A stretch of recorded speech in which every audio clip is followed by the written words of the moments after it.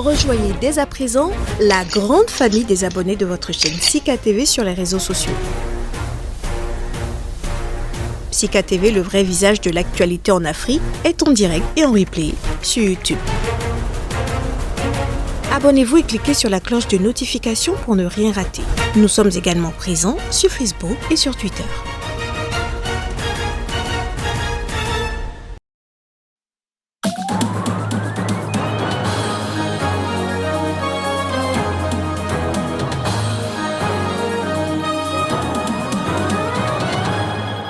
Au Soudan, 7 combattants membres d'anciens groupes rebelles ont été abattus. Ils étaient signataires d'un accord de paix historique avec le gouvernement de transition.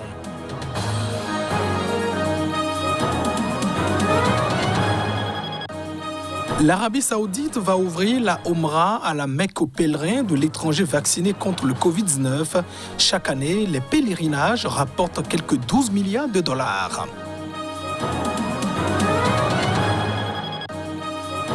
Et puis, ce lourd bilan au sein des forces armées congolaises, 2000 militaires ont été tués depuis octobre 2014 dans la région de Béni, dans l'est de la République démocratique du Congo.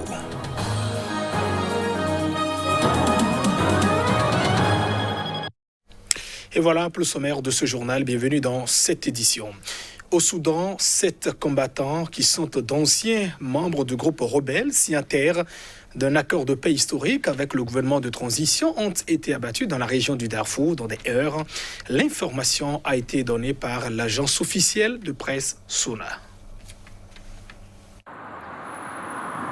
Les violences qui ont pris fin vendredi matin ont éclaté dans 2 localités du Darfour Nord, État de l'ouest du Soudan, mais l'agence de presse SUNA n'a pas précisé quel en avait été l'élément déclencheur. 7 membres des forces de groupe signataires de l'accord de paix ont été tués dans des heurts avec un groupe non identifié. Samedi, un groupe de tribus arabes a affirmé dans un communiqué que les violences avaient opposé des fermiers arabes à des membres de l'Alliance des forces de libération du Soudan de Tahir Adjar et d'une branche du mouvement de libération du Soudan, signataire de l'accord de paix avec le gouvernement en octobre dernier. Tahir Adjar et 2 autres chefs rebelles ont été nommés en février au Conseil souverain, composé de militaires et de civils. Le chef de la faction du mouvement de libération du Soudan a lui été nommé gouverneur du Darfour.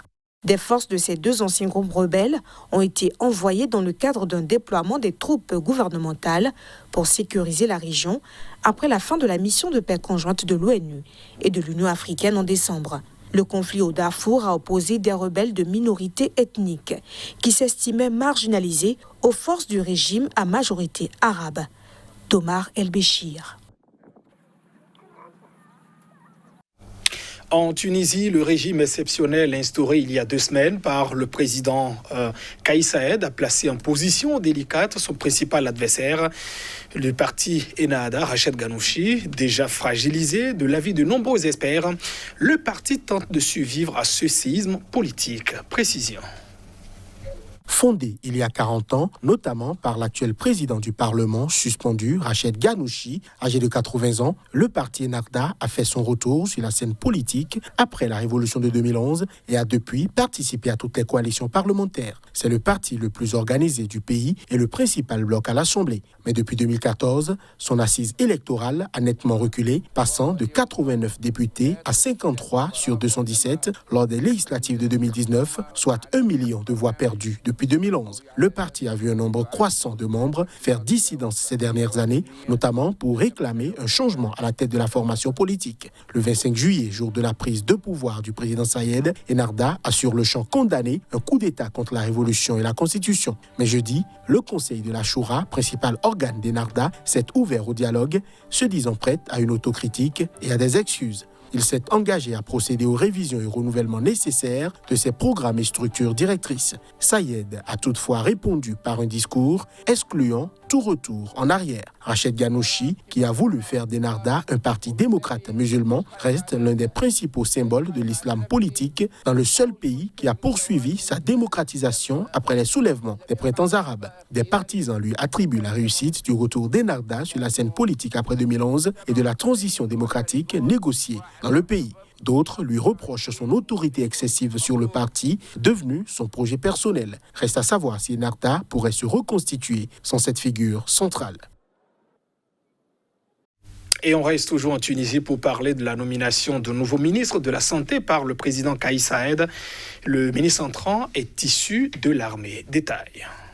Vendredi, le président Kais Saied a nommé Ali Mirabet, nouveau ministre de la Santé. Annoncé au palais de Carthage, la nouvelle ne peut que raviver une lueur d'espoir chez des Tunisiens frappés de plein fouet par une augmentation du nombre de cas de coronavirus. Ali Mirabet, professeur de médecine et colonel-major à l'armée nationale, remplace le ministre de la Santé par intérim, Mohamed Trabelsi.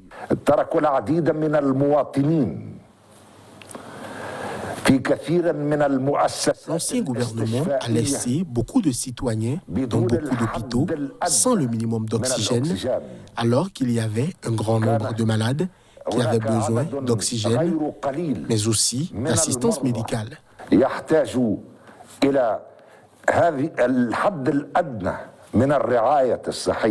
Aujourd'hui sauvée in extremis de la catastrophe sanitaire, la Tunisie a pu, grâce à son appel à l'aide, bénéficier de dons de pays européens et du Golfe et de Tunisiens de la diaspora, ainsi que d'autres citoyens. Le pays devrait démarrer sa campagne de vaccination sur 8 août.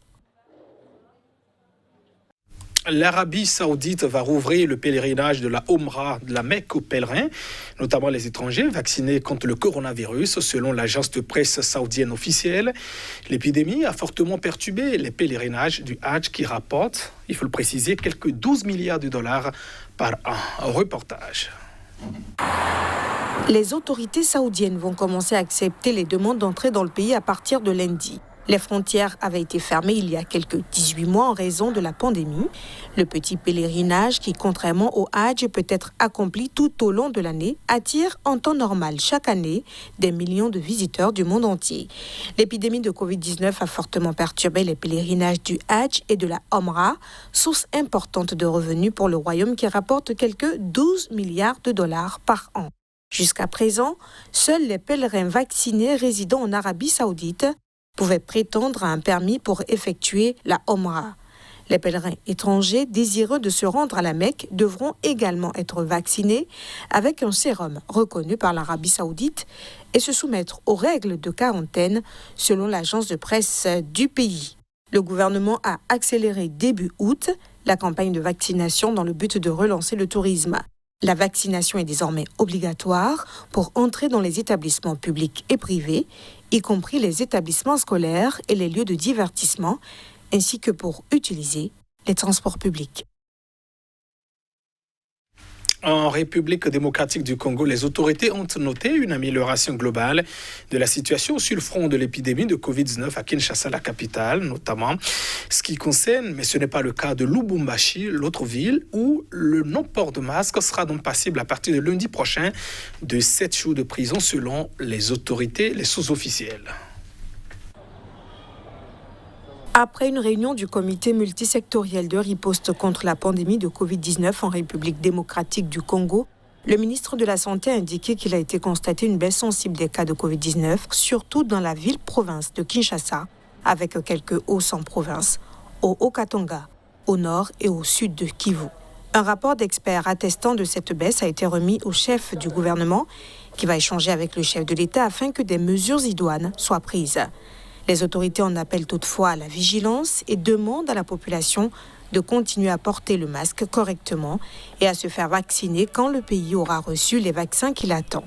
En revanche, la capitale économique Lubumbashi connaît une résurgence de la pandémie, selon son maire, qui annonce de nouvelles mesures de prévention.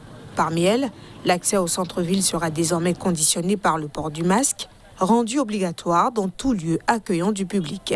Des checkpoints seront mis en place pour faire respecter cette mesure dès lundi. Tout contrevenant se verra infliger 7 jours d'emprisonnement et une amende de 15 000 francs congolais, soit environ 6 euros. Et on reste toujours en République démocratique du Congo où l'armée a annoncé cette fin de semaine avoir perdu au moins 2000 militaires depuis octobre 2014 dans la région de Béni. Nous sommes dans l'est de la République démocratique du Congo. Ils ont péri lors de combats contre les rebelles des groupes armés ADF. Au moins 2000 militaires sont tombés ici, dans la région de Béni, depuis octobre 2014, dans les combats pour stopper les massacres des civils, a déclaré à la presse le général de brigade Sylvain Ekenge, porte-parole du gouverneur militaire du Nord Kivu. Nous avons arrêté 145 collaborateurs des ADF au sein de la population. Une centaine de combattants ADF sont capturés et mis en prison. 50 sont des Congolais et pire, ils sont originaires de Boutombo et Béni, de grandes villes du nord du Kivu, a-t-il ajouté. Ces chiffres ont été donnés lorsque l'officier dressait le bilan de l'état de siège décrété le 6 mai dans les provinces du nord Kivu et de l'Ituri. Avoir la paix tout de suite est une illusion. Mais nous allons imposer la paix. N'oubliez pas que la guerre a duré plus de 20 ans, a justifié l'officier. Le premier massacre de civils dans le territoire de Béni a eu lieu le 15 octobre 2014. Ce jour-là, 32 civils avaient été tués à Ngadi, a témoigné en mai un rescapé. Depuis, l'armée a organisé plusieurs opérations contre des ADF sans jamais mettre un terme à ces tueries. À l'origine, les ADF étaient des rebelles musulmans ougandais qui voulaient chasser le président Yoweri Museveni du pouvoir. Mais ils ont fait souche depuis près de 30 ans dans l'est de la RDC où ils sont accusés d'être responsables des massacres de plus de 6000 civils depuis 2013 d'après un bilan de l'épiscopat congolais. En 90 jours d'état de siège décrété par le président Félix Tshisekedi, les ADF ont massacré 254 civils dans le nord Kivu et l'Ituri, selon des statistiques des experts du baromètre sécuritaire du Kivu présent dans ces deux provinces. En Côte d'Ivoire, le président Alassane Ouattara a annoncé la remise en liberté de 78 personnes détenues depuis 2020 pour leur opposition à son troisième mandat, une décision qui est considérée comme un nouveau signe d'apaisement politique perceptible depuis plusieurs mois dans le pays. Dans un discours télévisé prononcé à la veille de la fête de l'indépendance de son pays, le président ivoirien Alassane Ouattara a annoncé ce vendredi la mise en liberté provisoire de 69 inculpés arrêtés à l'occasion de la présidentielle d'octobre 2020, marquée par des violences meurtrières. Il a également accordé la grâce à 9 autres personnes condamnées pour des infractions commises à l'occasion de ces mêmes événements. L'examen de la situation d'autres personnes encore détenues se poursuit, a affirmé le chef de l'État. La libération des prisonniers avait été demandée par les leaders de l'opposition, Laurent Gbagbo et Henri Konan Bédié, tous deux anciens présidents. Toujours dans son discours ce vendredi, le chef de l'État Alassane Ouattara a réaffirmé son attachement au dialogue constructif qui permet d'apaiser davantage le pays et d'aller de l'avant pour son développement. Ce dialogue, je l'ai poursuivi moi-même avec mon aîné, le président Henri Konan Bédié, le 11 novembre 2020 et plus récemment avec mon jeune frère, le président Laurent Gbagbo. Rien ne doit entraver la marche de la Côte d'Ivoire vers son développement et le bien-être de chacun. Et c'est pourquoi je me réjouis de toutes les initiatives visant à l'apaisement. Je ne ménagerai aucun effort pour cela dans le respect de la loi et des institutions, a ajouté le président Alassane Ouattara. Et ainsi s'achève cette édition. Merci de votre attention. Au revoir.